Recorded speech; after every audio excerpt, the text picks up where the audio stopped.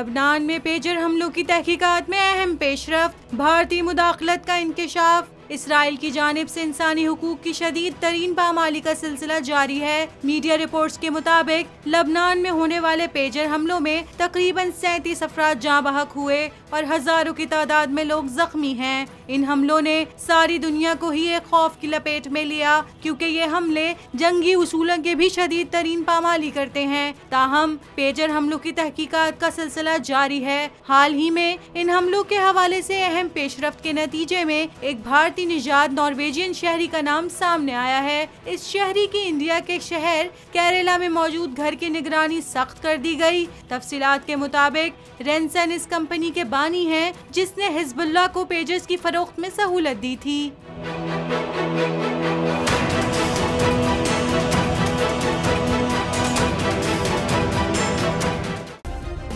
Subscribe करें और bell दबाएं ताकि कोई खबर रह न जाए।